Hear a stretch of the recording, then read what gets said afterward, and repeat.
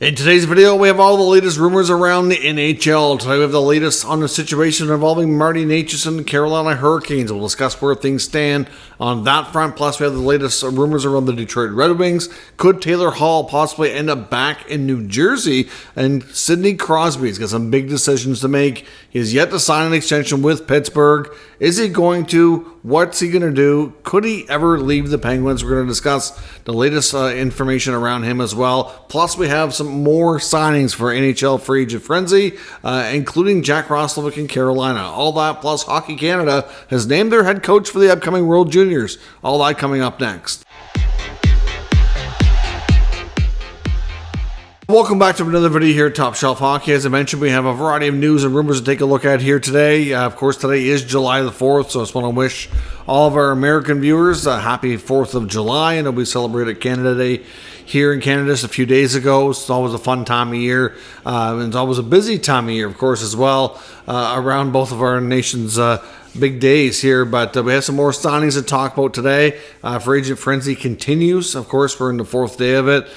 Starting to slow down a little bit. A lot of players have signed. Next little while, we're going to probably see a lot of extensions for players that are eligible, and RFA business is probably about to pick up here soon as well. So far, we've seen mostly UFA business, which always takes priority first up. But we do have a few signings here today, which include some RFAs as well, some of which were not going to be qualified, but some of which ended up getting deals anyways. The Sharks picked up a couple of players via trade, and they've got them both signed now. They signed Carl Grundstrom, who came over from the Los Angeles Kings. He gets a 2-year deal at $1.8 million per season, and they signed Ty Dellandrea, who came over from Dallas. He gets a 2-year deal as well at $1.3 million. So both those players will get 2-year deals to stay with the Sharks and have a more of a role than they had with their previous clubs. The Winnipeg Jets made a couple of signings as well. They're both players who may have NHL roles, but may have to spend some time in the American Hockey League as well. Might be call-up options, but they've signed Mason Shaw, formerly of Minnesota, 1-year, 2-way deal. And Hayden Fleury, who was most recently with the Tampa Bay Lightning, also gets a 1-year, 2-way deal. So a couple of depth signings there in Winnipeg. And then the Carolina Hurricanes today have signed Jack Roslovic. He gets a 1-year deal at $2.8 million. Of course, Roslovic was most recently with his hometown Columbus Blue Jackets for the past couple of years, got traded to the Rangers at the deadline, finished the season out with them, became a free agent, and now he signs with the Carolina Hurricanes. He's bounced around a little bit. Of course, started his career with the Winnipeg Jets, is where he was drafted to, and so after that ended up in Columbus. He went to the Jackets with Patrick Laine in the Laine trade. Of course, it's where he's from as well, so it was kind of one of those things where he was hoping a hometown return would kind of really accelerate his career, and he had his moments where things took off, but I guess never really found that higher level of consistency that he was hoping for when the trade first happened, and ultimately led to him having to move on. So we'll see how things work out for him with the Hurricanes. He'll definitely play a decent role for them in their top 9. They're definitely a different looking team after all the moves that they've had to deal with here in free agency as well. One other contract as well, which actually involves a player not returning to the NHL, is former Blackhawk and more before that Senator and Maple Leaf Russian player Nikita Zaitsev heads back and signs in the KHL. So that's not a big surprise. Of course, he ended up getting that 7-year deal from the Toronto Maple Leafs after 1 year in the NHL. And things really kind of just slowly went downhill for him from there.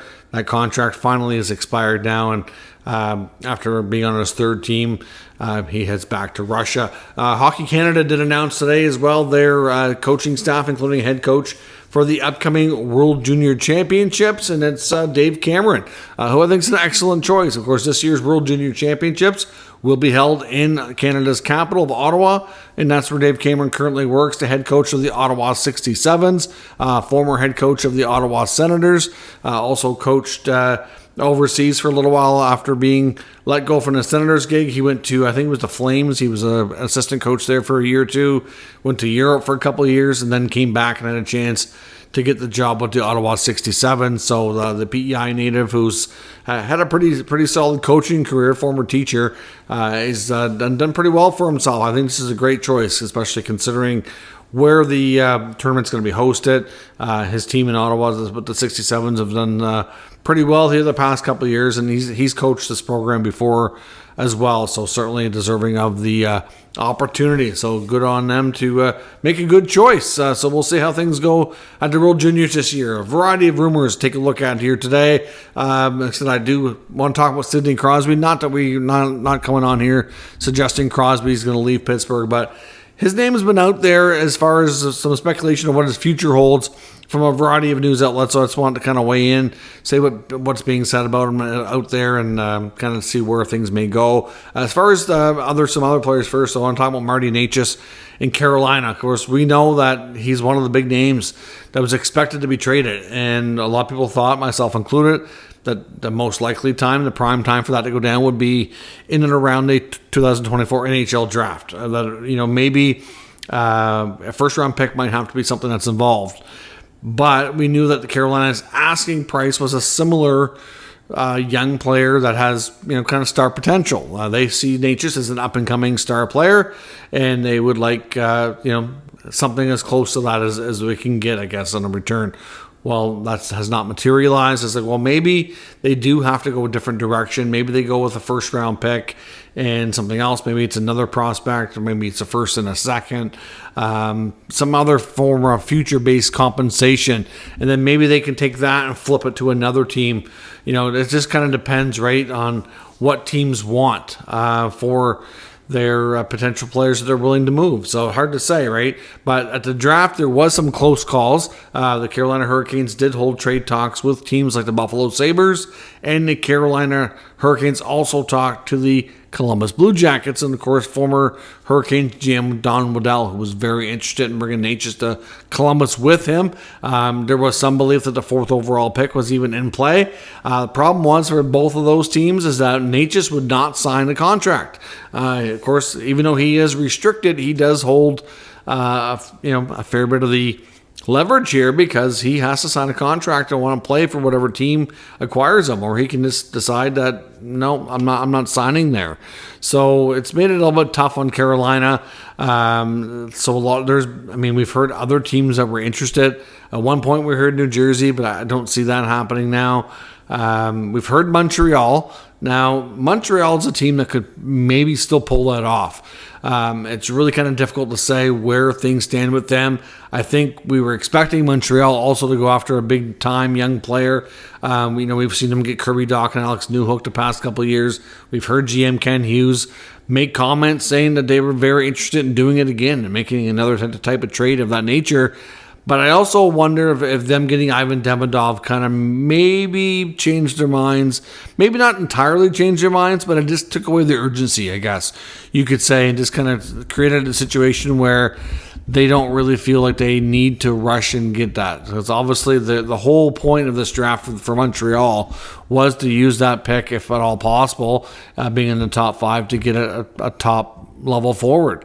They're loaded on defense with prospects, so it's not a secret that that wasn't really something that they wanted to do. If they really thought there was a defenseman there that was, really way better than what they had, maybe they do that anyways and move some other Ds out for maybe some forward prospects with other teams or something. But at the end of the day, we knew they were going forward. That was no secret. So getting Demidov, though, maybe, like I said, it just kind of creates a different thing. But Demidov's not going to play immediately, right? So doesn't mean that they can't make room in this lineup in the next year or two for Demidov and Necas both. Obviously, you've got Caulfield, you've got Suzuki, you've got Slafkovsky just signed a big extension. So, those three are not going anywhere. But, not everybody's going to play in your top 6. You need 3 lines really that can score, one line that can really check well, ideally, and you need skill of some degree in all lines. So really, then besides those 3, besides Suzuki, Caulfield, Slafkovsky, you've got Kirby Dach, you've got Alex Newhook, and you get Demidov now coming as one of your better prospects. Owen Beck's a good prospect, but to me, he's probably a 3rd liner. You get Joshua Waugh, hard to say exactly where he slots. So you got to make some bets, right, on who is going to be what. You get Newhook, who you acquired last year. So, they might be getting to a point where they have, just they're starting to get a lot of players in the organization, and are they willing to make bets here, or do they think Necas is an upgrade? Because they're one of the only teams that was mentioned and rumored to be in the mix with Carolina and Necas that hasn't really pulled the trigger yet. So I don't know. I mean, I guess another option, I don't know if it would be something that they would want to do, but I mean, we've heard a lot about Trevor Zegras. Is a Zegras for Necas trade something that would intrigue both sides? We haven't heard that from any connected sources, but they're both players in similar situations that believed to be looking for a potential fresh start. I mean, Necas would be, because we know with Anaheim, like, they want a different kind of player than what Zegras is. By the looks of it, if they do move him, that's the reason. I don't know. Necas is not exactly somebody who's a big physical player, but he definitely has more size and strength than Zegras does, and could, probably adapt to playing that way a little bit more. So I don't know. I mean, maybe not, but there's still a few teams out there. But the reason we haven't seen a trade yet mainly is because of the teams that he wouldn't sign with. So we'll see where that goes. But I wouldn't rule out the Ducks. Wouldn't rule out Montreal. So we'll see where all that goes, but that's the latest on him. The Detroit Red Wings and Steve Yzerman appear like they've got a lot of business done, but they're not done completely, and we could still see another trade. I mean, to me, Yzerman's been a couple of confusing trades with Jake Wallman and Robbie Fabry. I mean, I understand there were cost-cutting moves, but it just seems kind of weird. I mean, you move Jake Wallman as a cost-cutting move, but yet you keep Ben Sherratt, you keep Justin Hall, Jeff Petrie, Olli Mata. Sherratt's probably the best option of all those. So, I mean, especially like Hall and Petrie, the main two. Like, you would think if you're going to be doing a cap dump that they would be the names coming out, not Wallman. And then Fabry goes, and then they sign Tarasenko. It's like, okay, I get that. But, like, I don't know. Fabry's fair bit younger than Tarasenko.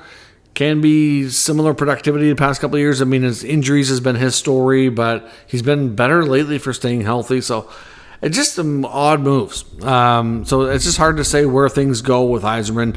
But he did indicate because he just spoke to the media just in the past day or so, and it sounds like he wouldn't rule out another trade. But he also alluded that they have to take care of their RFA business, which is coming next. They have $20 million basically in cap space, but they got to sign Mo Seider, they got to sign Lucas Raymond, they have to sign Jonathan Bergeron, they got to sign Joe Veleno. And it's believed that they'd really want to see Bergeron compete and grab a roster spot next year. If Bergeron doesn't make the roster and he gets, they want to send him to the minors again, then I think that's going to lead to a trade. I think there was speculation last year about Bergeron maybe being on the move, just kind of frustrated about being looked over for a roster spot. If it happens again, he's probably going to want out of there. But they got to sign those 4 players, and that's going to probably eat up all or close to that $20 million. So any more moves would require money in, money out. But like I said, they've made lots of moves in the forward group. They brought back Patrick Kane, which was surprising. Short-term deal, but he comes back. Tarasenko comes in on a 2-year deal. So you got some aging veterans there, but that are still productive, still good players. Obviously, you got DeBrincat, you got Larkin. Lucas Raymond will come back with an RFA contract that's hopefully going to be, long-term big ticket. What's the future hold for like Confer? He was better but then Andrew Cobb's been a disappointment. What else are they going to do in that forward group? There's a lot of spots kind of spoken for there, but the back end, to me, that back end does not look great. They lost Gostisbehere. Seider is a good young player. He's going to get a good big contract. But then after Seider, you've got Sherratt, Hall, Petrie, Mata. That's a very uninspiring blue line. Ben Sherratt, I think, still has some game left, but if he slotted lower in the lineup, then it's better. But to me, I don't know. Hall sat out a lot last year. Petrie hasn't really been great. Mata hasn't been. I mean, he's okay, but he really wasn't the same player. He's been. He had a bad shoulder injury back in Pittsburgh, and to me, ever since, he hasn't been quite as good. But I don't know. To me, and they have lots of goaltending. They signed Talbot. They signed Campbell. They obviously still have Ville Husso. They've got Alex Lyon. I think Husso is probably a prime target to get moved. And I would hope that maybe they can pull off a trade, moving a goalie for a defenseman, bringing another I don't know if they can get a top 4 defenseman out of Ville Husso's contract, but something like that. I mean, Husso is, I'm not sure what to make of him either. I mean, when he was traded out of St. Louis, like he's a late blooming goaltender, had one really good year, and then since he's been in Detroit, the numbers have regressed again. So hard to say, but Detroit doesn't appear to be completely done. I would suspect if they're going to make a trade, it's going to be moving a goalie, trying to shore up that back end a little bit, because that's... Eesh, I don't know. When I look at it, it's kind of uninspiring to say the least. I did see some speculation about the Devils maybe trying to create a reunion for Taylor Hall. The rumor that I saw had Hall being traded maybe, or at least being considered for Erik Haula. I don't think that's going to happen. No, Erik Haula has made it known that he's quite content to be in New Jersey, and he does have a full no trade clause, so I don't see him waiving to go to Chicago. If Taylor Hall goes to New Jersey, because if you look at their roster, I mean, I'm not really sure that they really need him, but if they really want to bulk up, if Chicago would eat a little bit of money, he could probably grab a top 9 spot there. The Devils still need to sign Dawson Mercer. That's a big part of their RFA business.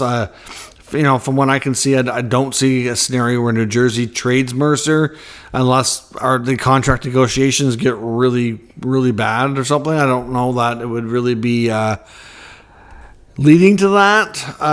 But for Hall to go to Chicago, I mean, from Chicago to New Jersey, like that, it could happen. But I mean, I don't have a lot of faith that that's something that's likely to happen. Taylor Hall obviously had a very disappointing year last year, suffering another injury. I mean, that's just kind of the story of his career and his life too. Like, he has suffered a lot of injuries.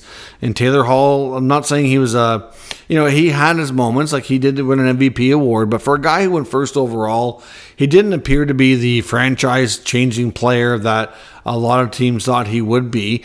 And a large part of his career, that why he maybe hasn't been better, was injuries. He's been a really good player. If you take a look at, it was always Taylor versus Tyler, it was Hall versus Seguin, and for the number 1 pick that year.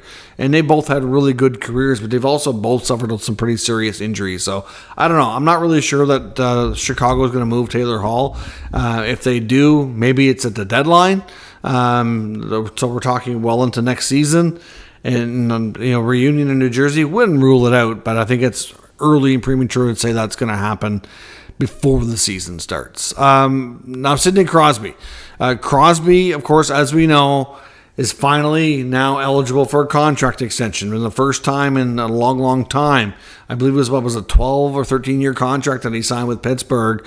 And before that, he had... a 5-year deal, I think, coming out of his entry-level contract. So, he's been in the league a long time.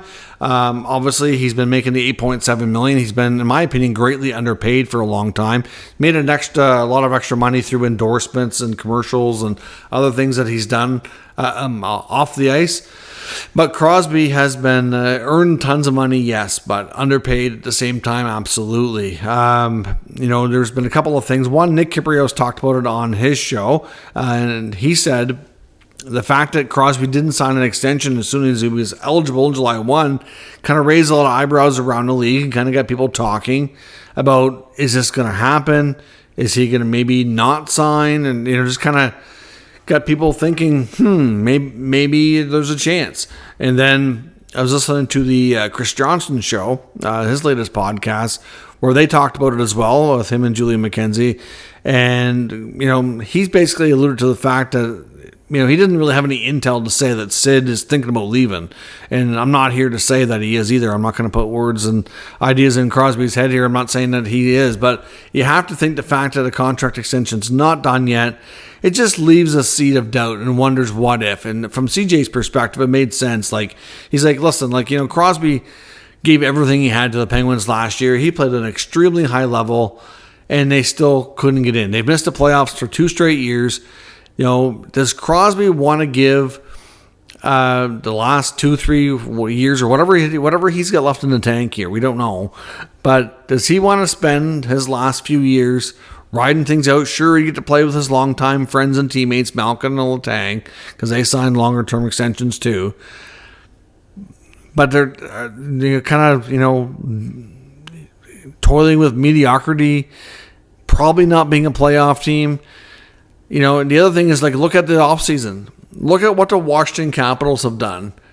Because CJ mentions how, like, you get to think Crosby's looking at Washington going, why are we not making moves like this? The Capitals are in the same boat. They have a legacy, player in Alex Ovechkin who's in the next year or two, likely, in the remaining years of his contract, most likely going to become the league's all-time greatest goal scorer, breaking Gretzky's record. And they want to remain as competitive possible and keep their window of winning open as long as possible, being a playoff team, and trying just to see if there's any way they have another run in them. And GM Brian McClellan has made a ton of moves this offseason. Like, they're way over the cap, and then they're going to be deep into LTIR. But look what he's done here. Like, he picked up Pierre-Luc Dubois.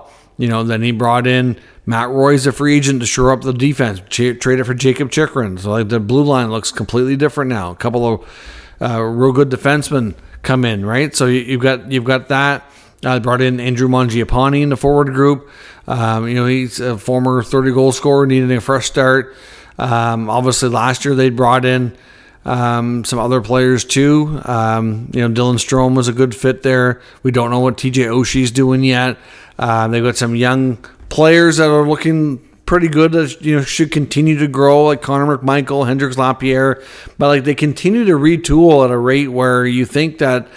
They made the playoffs this year, and, looking at their goal differential, and they get swept in the first round. They really, like, one of the worst playoff teams we've had in recent memory, and that's, not, and also I think that's fair. But, like, looking at what they've done this offseason, I expect the Capitals to be a fair bit better next year.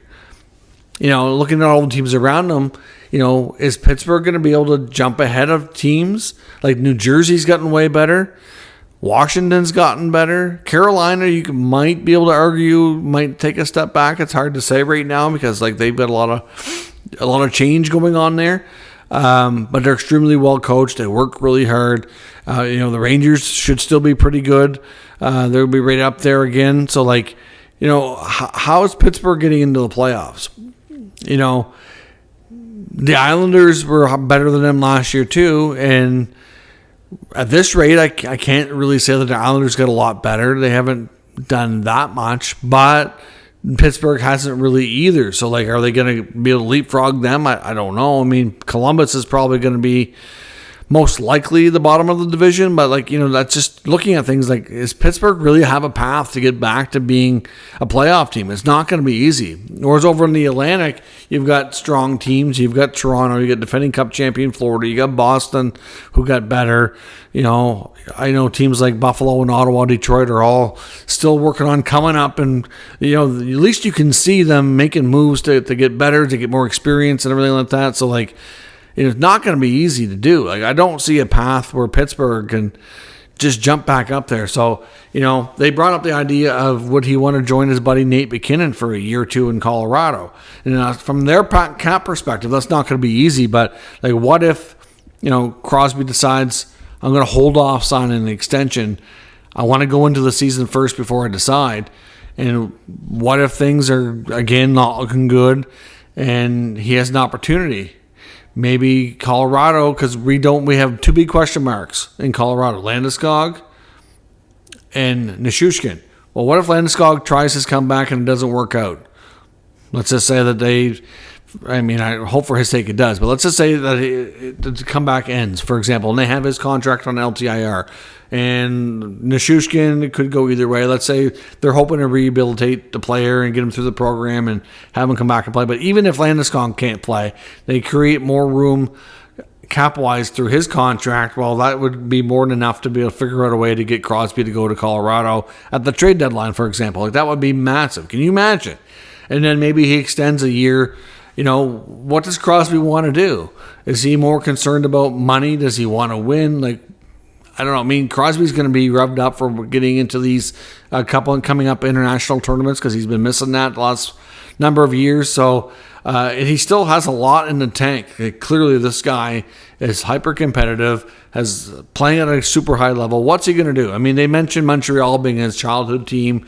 His dad, of course, was drafted there. Never made it as a player, but I don't know, because in 25, Montreal looks like they could be positioned to have a good amount of cap space to really make a run at some free agents.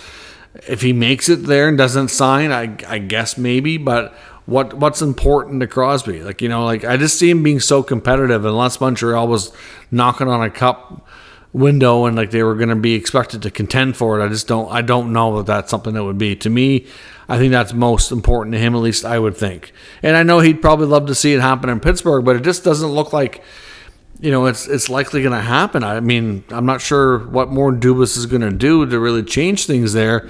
But at the same time, I know that he really encouraged between the team and his buddies there with Letang and Malkin to get new contracts done, and they did, and now it's his turn. You imagine, I just don't see him being the kind of person that would turn his back and be like, yeah, you guys resign, but now I'm not going to. So it's so conflicting to say how this is going to go. But just hearing some, insider reporters here like Johnston and Kyprios talking about the fact there's some doubt that maybe he could go. It's just quite the topic and thought to think about. So let me know. Do you think there's a chance Crosby doesn't sign an extension? Is there a possibility he moves on? Even if he doesn't move on this summer, during the season next year by the deadline, could he join his buddy Nate McKinnon or, somewhere else?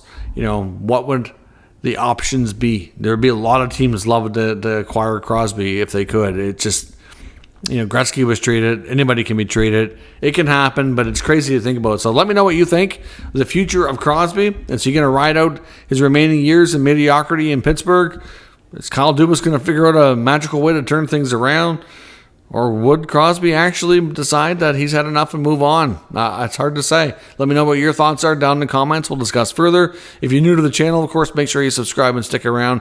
We'll keep you up to date with all the news, rumors, and analysis of all 32 NHL teams. Thank you for watching. I'll catch you next time.